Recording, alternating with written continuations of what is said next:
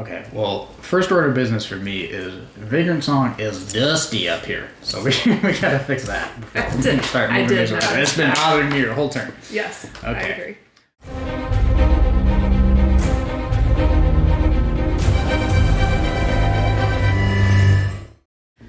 I'm Ashley. And I'm Ethan. And welcome to Game on Board Game, a channel where we talk about board games and do fun games and challenges based on our love for them. Welcome back. Hopefully you checked out our last video, because this one's going to be a part 2. Part 2 of a challenge where we are seeing who can do a better job at taking a set of board games and putting them in order based on their BGG ratings or BGG rankings. Right. For this video, we're using rankings. So if you're thinking, what's the difference, or what's this guy talking about? Be sure you check out part 1, because we get into all that and explain, how exactly we're finding the numbers that we're using for these orders. But basically, the gist of the challenge is we're going to do 3 rounds of 5 sets of games where we'll each take a turn trying to put those games in order based on highest ranked to lowest ranked. Right. Depending on how many we get in the proper positions, we're going to get points. 5 points up for grab each round. Now in part 1, I came out slightly ahead, but we'll see where the scores stand after we go through these latest sets of games. Let's get into it. Sounds great. All right, so this first group of games, we did kind of like a theme last week, and so we kind of went themey this week too, so we kind of picked like spooky games, because we have a lot of those. Ashley loves Halloween. Yes. And so we have a lot of games that you would play around that time of year, except for us, we play them all year long. Literally all year long, yeah. So, just to cover in general, we've got Septima, Dead of Winter, Dreadful Meadows, a little guy down here, hopefully you can see it, Vagrant Song, and Letters from Whitechapel. These are hard. Like, I feel like, I should know their rankings, but we don't, I know, like, the top 100 fairly well, but then past that, I don't really know where everything falls. When selecting games, I purposely tried to avoid any that I knew would be obviously, like, in the top 100, because that would just make it a lot easier and obvious, yeah? Yeah. So, kind of like my initial thoughts are, I do think Septima and Dead of Winter are going to be like in the top 2. I think I'm going to go Dead of Winter first. I just think it's like a very well-known game that a lot of people enjoy. Mm-hmm. It does have also like the Long Night expansion to it. Yeah, you don't hear about it as much anymore, but I do think there was a period of time, a decade or so ago, where this was like a really leading example of like popular board games. Yeah. If that has stood the test of time, maybe a good guess. Yeah. I am thinking that Dreadful Meadows is going to be last. I'm not positive, but I'm kind of thinking that's going to be last. These two are like a toss-up. I don't know. I'm feeling like Whitechapel and then Vagrant Song. Sure. But I could be completely off. So Vagrant Song is a campaign style game, and so sometimes like those do very well, or sometimes like they don't have as much of a following because they're more of a commitment. They're not just like a one-off game that you can play. Yeah. That does have expansion content now as well, though, that I know came out in the last year or so. That's true. That's actually newer. You know what? I am going to switch them, I think. I think I'm going to put Vagrant Song first, because that one has had some new content come out, so sometimes that like kind of gives a board game new life. Okay. So maybe that, will kind of do that. Yeah. We're going to go with this. We'll see. Locking it in? I'm going to lock it in. What do you think? Well, I'll tell you in a second, but... Okay. So first place, you're going Dead of Winter, followed by Septima, Vagrant Song, Letters from Whitechapel, and Dreadful Meadows bringing up the rear. Mm-hmm. Right? Cool. I think you did pretty okay here. I am going to give in to my personal bias and keep Dead of Winter in first position, I'm pretty sure. But again, like we talked about, sort of a older generation classic. Yeah. Right. Maybe not in the sense of some of your, Euro games or whatever that still are in the top 100, but this was a big deal a while back. Mm-hmm. I also feel kind of similarly about Letters from Whitechapel. I don't know that this was ever quite as popular or quite as like well regarded, but I do think it's one of the early front runners of like making hidden movement games a thing. Mm-hmm. And again, the fact that it has some age to it, that just gives games typically more time to ascend up in the rankings. Yeah. Right. So I'm going to go second place for that one. And then Septima, I know for a lot of people was a little hit or miss. It's a Mind Clash game who are typically known for making pretty heavy, involved things, and I think that this one didn't necessarily meet people's expectations based on that, because it's like they almost tried to make a more, certainly not entry level, but just like medium weight kind of game. So I know I got like some mixed reviews, but I just, compared to the last two, I think it would have to be next by default because, yeah, Vagrant Song, I know obviously it's got its fans, but it's a pretty niche campaign style game. It's probably just not going to hit as wide of an audience and therefore not have enough ratings coming in behind it to like elevate it really highly up the rankings, you know? Sure. And then Dreadful Meadows, I just have no idea about really. So that was a new game to us. We've only played it once so far. It kind of left us scratching our heads of where we, you know, liked it or not. So I think I'm ready to lock in. Didn't change too much from yours, but we'll see. So I've got, again, Dead of Winter first place, but then Letters from Whitechapel, Septima in third, Vagrant Song, and still not feeling too hot on Dreadful Meadows. Okay. Let's check the results. Sounds good. All right, people, bow down to your king. You may have noticed the order hasn't changed. I nailed it, 5 for 5. Yeah. But anyway, let's go over the actual rankings for these, right? So Dead of Winter was 240. Whitechapel was 411. Septima was 1,187. Vagrant Song was 1,284. And Dreadful Meadows was 4,288. Sounds good. So, I mean, with this type of a challenge, right, once you get past the initial, like, few hundred on BGG, it's just like the Wild West, right? Like, who knows what kinds of games are ranked like 1,100, 4,000, anything like that. Right. These two were kind of right where I thought they'd be. Maybe I would have given them like a slight bump into like, you know, another 50 or 100 up. I'm a little surprised how high Whitechapel is just in general, that it's 411, honestly. It is the oldest game. Yeah. Right. I think partly it's from a because time of where there that. was potentially less competition. Yeah, that's true. I don't know. I think that's like why I kind of went a little bit lower with it, because I was thinking like it has, you know, it's an older game. Sure. And sometimes like new games can rise very quickly. Yes. But I don't think I knew that wasn't going to happen with Dreadful Meadows. I don't think it got the popularity and like the support behind it to be able to do that. Mm-hmm. And Dead of Winter, like I generally was aware of where it was. I felt like I knew it was within like the top 200-300. Mm-hmm. So that one I felt pretty solid about, but those middle ones I was not sure. So what did you actually end up score-wise? I ended up with 2 and you had 5, so. Yeah. Yeah. Okay. We'll be back for the next round. All right, so next grouping is co-op games. Indeed. We've got Paint the Roses, an Alice in Wonderland themed deduction game. Horrified, the original Universal Monsters version. Mm-hmm. Paleo. Viticulture World, so the cooperative expansion for the Stonemaier game Viticulture. Mm-hmm. And then the Lord of the Rings adventure book game. So this is a series of these sort of almost like pop-up book-esque story co-op campaign games. We went with the Lord of the Rings themed one. Maybe the most popular, although also the newest. So you could do it first this time. Yeah, and I have no idea where to start. Yeah, these ones are tricky. I think Horrified feels like a good front runner to me. Okay.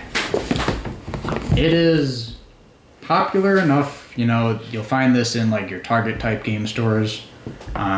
They've clearly expanded on the series. They're up to what, like 4 or 5 iterations of it now. Mm-hmm. I remember people talking about this seeming like a game that feels like it ought to be in the top 100, which makes me think it's got to be like kind of close to that at least, you know. So that one makes a lot of sense there for me.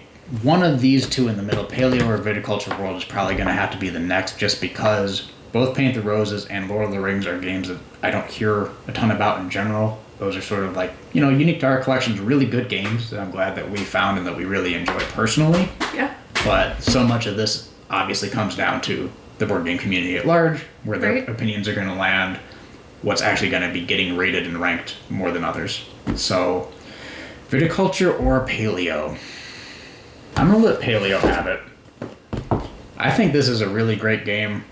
I don't know how much talk or attention it gets anymore, but I do think when it came out, a lot of people found it to be like pretty unique. Viticulture World, maybe again suffering from a little bit of contentiousness. People love Viticulture. That's certainly in the top 100. Not everybody is as crazy about the co-op version. It's also very challenging, which can be discouraging.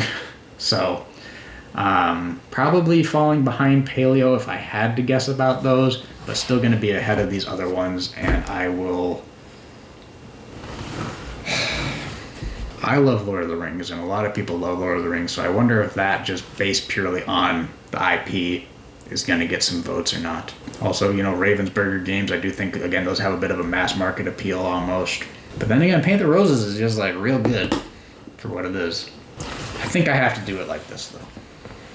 So this really, I have no idea. Let's lock it in with Horrified, Paleo, Viticulture World, Lord of the Rings Adventure Book Game, and Paint the Roses.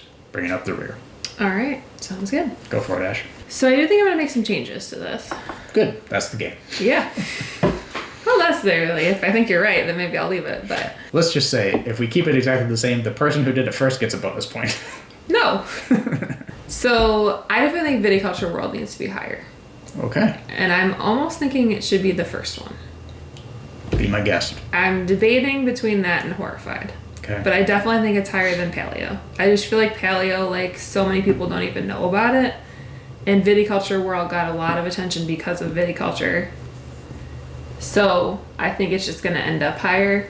I also, like, just feel like I've seen the ranking of that one. And I think it's a little bit higher, but I'm not sure. A bit of insider trading here. Okay. Horrified, I think, really should be in the top 100, honestly. I think that this is a game that, like, kind of brings people into the hobby sometimes. Absolutely. Now, whether it's actually rated correctly or not, or ranked correctly or not, you know, is... correctly. Yeah, or, like, where I think just people in general think it should be. Yeah. I think that a lot of times, like, heavier games tend to get in a little bit easier. And Horrified now has, like, you know, multiple iterations of it. So I think I'm going to do Viticulture World, like... Start moving some stuff around. Second. Oh, okay. I thought you were going first. I know, I'm really, like, I'm torn on it. But I know that, like, people don't like this one as much as Viticulture. I hesitate to, you know, say much or really weigh in here lest I sway your opinion, but I just don't know, for as popular as Viticulture is, if a lot of fans of that game are even aware that the co-op version exists. Oh, I don't know. I feel like they do. Okay. But, I mean, I could be It's fair. And then I definitely think Lord of the Rings should be last. I just think these adventure book games, like, we love them and we, like, enjoy them. I just don't think the general, like, ratings and rankings usually comes out very well for them. That's fair. They probably don't have appeal for, like, the stereotypical BGG user and their types of preferences, yeah. I'm still, like, not... I don't know why, but I just feel like Viticulture World might be first. But I want Horrified to be first. I feel like it deserves to be first. Okay. And then Paint the Roses, I don't know. I do actually feel like that's, like, a decently popular one. I'm just sort of debating, like, Paleo and Paint the Roses, actually. That's the one that I'm sort of, like... The more you switch it up, the better, you know, honestly. Well, yeah, because you're, like, get the most wrong you possibly can here. Or the most right. Uh-huh. Honestly, you gotta swing for the fences at this point after my perfect 5. I'm gonna leave it. All I'm right. gonna go with it, I think. Cool. We'll be back again with the results. Well, we done goofed. Despite our years of BGG usage, somehow it's never, I don't know, occurred to us. We've never noticed that, I guess, expansions don't actually get their own ranking, only ratings. So BGG technically simply has Viticulture World listed as an expansion for the game Viticulture, not as its own standalone game, which I guess makes sense. You do need the base game in order to play this one. There's no ranking available for this game, so what we've decided to do is just remove it, and this is only going to be a 4-point round. Right. So the correct ordering, which neither of us got the first one, was actually Paleo. Which, big win for Paleo. But, Gotta love it. That's true. Yeah. Only by 2, though, actually. These two were very close. Right. So this was 222, 224 for Horrified. Paint the Roses was 1,524, and Lord of the Rings Adventure Book Game was 3,221. You had a good call on the Lord of the Rings one, I will say. Yeah. So I got 2 points for this. Yeah, and I got a big stinker. So, a closer game than it was looking like a minute ago. Yeah. Compared to part 1, which again, go check that out if you haven't, where a lot of the games had a very, very close rating and we had to use like a tiebreaker type system for a lot of them. We're seeing ranking-wise, the games really cover the full gamut, the full spectrum, right? Yeah. We've got things that are not too far outside of the top 100 to things that are buried down in the weeds into like multiple thousands of games and stuff, right? Right. And we still consider a lot of these like really great games. Yeah, So, absolutely. You know, what does that tell you? I don't know. We have great taste. All right, round 3 coming up. All right, so this category is games from our shelf of shame. So these games have never been played by us before. What are you gonna do? It happens. It does, yeah. And on that note, why don't you guys comment down below with which one of these 5 you think we should get to the table first, and we'll try to make it a priority. All right. So I go first for this one, right? Yep. Okay. Let's go for it. I think I have it. You just know it. I Just don't. off the bat. I don't, honestly, like, but I have a feeling about it. All right. So I think Tapestry is going to be first. Oh, okay. I'm kind of debating between Tapestry and Who Meta. knew you were such a Stonemeyer groupie? Both of these videos really just go on to show. I guess, apparently, I just love Stonemeyer. Yeah. I don't know, I just feel like this is one that's, like, been around for a long time. It's kind of stood the test of time. You know, a lot of times, like, heavier games kind of get higher up. Not necessarily always, but True. that often happens. Yeah. I think it's just a well-known game. So, and then I'm gonna put Meadow next, although I think that like these could be reversed potentially. I think Ghost Stories might have the pedigree if you're talking games that have been around the longest, though. Sure. Yeah. That doesn't count for anything? I don't know. I don't feel like that one's as well known. Okay. So I think that like this is actually the order I'm gonna go with. Okay. How'd you come up with those last 3? I don't know. It's really just based on the feeling this time. Okay. I feel like Wild Child West is fairly well known. Ghost Stories has been around a long time, but I think that like it was sort of like a game that came out. I don't know that it got that much hype. I'm not sure, because this one's been around a really long time, but also sometimes games that have been around a long time sort of like fall like victim to not being as high because of that. And then Oros, I feel like that one, I don't know, I just feel like that one doesn't get the love that like, you know, I feel like... Honestly, all things considered, and knowing how disinterested you are in this game, I thought you'd rip into it a little bit more than that. So that's a fair take. No, I just feel like that one's not one that I really ever hear people talking about. It is a fairly new game, so it feels like that maybe had its chance to like rise up, and I don't know that it did. I'm gonna go with this. I could be completely wrong because these are games I've never played. You know, often when we play games, I'm putting them into like an app to track them and things like that. So I feel like I might just see the rankings based on that and kind of have a feeling about them. But this one's kind of a... Yeah, we're running blind. That's why we saved this for last. Yeah. We're really just in the dark here, and it could go all sorts of crazy ways. Exactly. Yeah. All right, so locking it in. Yes. Tapestry, number 1. Number 2, Meadow. Number 3, Wild Child West. Number 4, Ghost Stories. And number 5, Oros. Yes. All right. Go for it. Yeah, I'm thinking that Tapestry, I like your point about it. But again, not everybody loves that game. You know, I think that it might have actually been one of Stonemeyer's first sort of potential like misses for certain players out there. So where does it land overall? I don't know, but it's probably had a much better like player base to pull different ratings and rankings from than like some of these newer ones like Wild Child West and Oros. So that could be worth a lot on its own.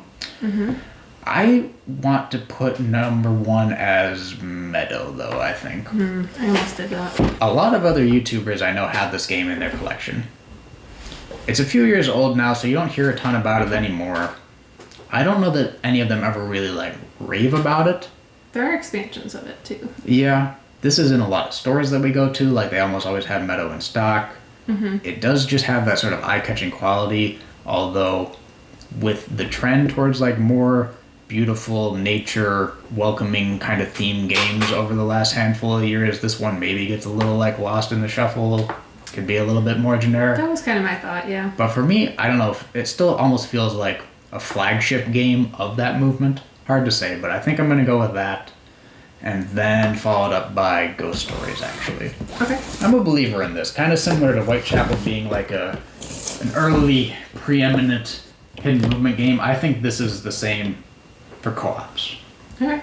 I think that people like the challenge of it, and it's kind of got a reputation for that, you know, as being like really hard to win, and that's a lot of times what you want out of a co-op game. You want the game to actually, you know, play against you, right?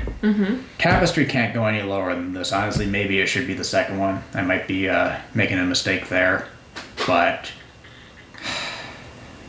maybe I will switch that. I'm gonna come back, but this certainly can't go any lower than third. And then the last 2 are tricky. By many accounts, if we were doing ratings, I would feel pretty confident that Wild Wild West was going to be higher. I think the people that have played this game consider it like a top tier polyomino. Yeah. You know? But how many people have played it? I don't know. Oros is a game that seems so cool to me, and I really like just want to think highly of it, but I get the sense that at large it was kind of a flop, which seems weird. I feel like it got a lot of attention, you know, when it was being crowdfunded, pretty good amount of attention when it finally delivered and got into people's hands, and then all of a sudden we started seeing it on clearance racks at our LGS and stuff like that. Right. Did that initial hype do enough to maybe elevate it over something that I do think is kind of a more rare, more obscure one? Sure. I don't know. I think I'm going to take a shot. Okay. Be a believer in Oros. Put this one last. As good of a game as it is, I just don't know that it meets the criteria for a high ranking in particular. And then if I think for another second about whether I want to switch Ghost Stories and Tapestry, I think that I do. Okay. So I ultimately will be locking in at Meadow, followed by Tapestry, then Ghost Stories, Oros, and Wild Wild West. Okay. Let's see who's got it. Okay. No technicalities this round or anything. Right. So it turns out the results were Meadow in first, followed by Tapestry, Ghost Stories, Wild Wild West, and Oros. What a shame for Oros. I just really, it seems so cool. But anyway, what were the actual numbers? So Meadow was 209, Tapestry was 285, Ghost Stories was 428, Legit. Wild Wild West was 1,974, and Oros was 2,382. Quite a spread again, right? Yeah. But so I actually got the first three correct, but then did mix these two up. I wanted to believe, and I was punished for it. Right. Ashley knew Only got one. knew of the last shame, one. but that's all she knew. So I 1 point was for- really debating between Meadow and Tapestry for sure. Because I kind of agree with you about Meadow, that like I feel like that one, compared to the other like cute animal games, you know, doesn't get as much love. Meadow's out there as a game. Sure. You know, that was my main point. Yeah, it's out there. Yeah. And then Tapestry, you know, that could also be because it's an older game now a little bit that it fell, but I think that it was higher at one point. It's cool. But they're still pretty. They're It still was like pretty, 2019. That's 6 years old. Okay. It's pretty old in the Wow. board game world. Close to the new over here, Ash. It's pretty old in the board game world Yeah, it's now. a senior citizen. Yeah. Okay. All right. Final score 8 to 5. for this video. Yes. Okay. And then between the two, I believe that would put me at a 14 total versus a 10. Yes. Right? So you got some work to do, Ash. Yeah, I guess. I Hit don't the know. forums. I don't pay attention to these as well as I should, apparently. That's fair. Yeah. But anyway, you had a fun time, right? Yeah. Anything major upsets that you weren't expecting? Or any big wins for, you know, some underappreciated paleo games? I agree with you about paleo. Yeah. I love paleo for sure. I feel like I just never hear people talk about it ever. It's so cool. It's such a great game. It's honest, like that's a huge win for paleo, I think. Yeah. I think that's great. And now we have the confirmation bias that our opinion about it is valid. I guess so. Which, you know, what else can you ask for? I mean, what about you? Do you think there's any, you know, other like upsets or surprises or whatever? Obviously you were upset about Oros, but... Yeah, but what are you going to do? So what do you think about like the rankings versus the ratings? Like what was easier, do you think? I think that the rankings was easier because ratings can be all over the place, and a lot of times, you know, people will go on to BGG and rate in a very like biased way. Yes. Or maybe not even biased, but just, you know, one person's 8 does not equal another person's 8 as far as how those evaluations really break down. Yeah, that's a great point. But the rankings, a lot of what we were talking about as we were discussing and trying to find the positions was, what is the general like feel, what's the aura around the game, what's the hubbub, right? And so it kind of takes in a more well-rounded just community response to it. And I think that that's easier to pick up on if you are immersed into the hobby, right? Right. Compared to like numbers that can feel a little like willy-nilly. Right. I think it's like interesting to see like how well aware are we, because again, like we kind of know the top 100 fairly well, I feel like, you know, once you kind of get past that, I feel like I know things that are in the 200s or 300s. I don't necessarily know where they fall, but then once you kind of get past that, it's like, yeah, it's hard to guess where they are. Yeah. So, but there are tons of great games, you know, that aren't super high rated. absolutely. BGG ain't everything. If there's one takeaway from these videos, you know, don't put too much stock in that. Play what you like, play what you love. Yeah. It's all good. Yeah. Enjoy the games that you enjoy. Well, if you enjoyed this and you want to see more, maybe we'll take another crack at it with other rounds of games, different types of categories. Maybe let us know what kind of categories you would like to see in the comments down below. But either way, so you don't miss any more future board game challenges, be sure to like and subscribe. You can also go back and check out lots of other board game challenges we've done for some more of this chaotic type of fun. Yeah, and we'll see you next time. Game on. Game on.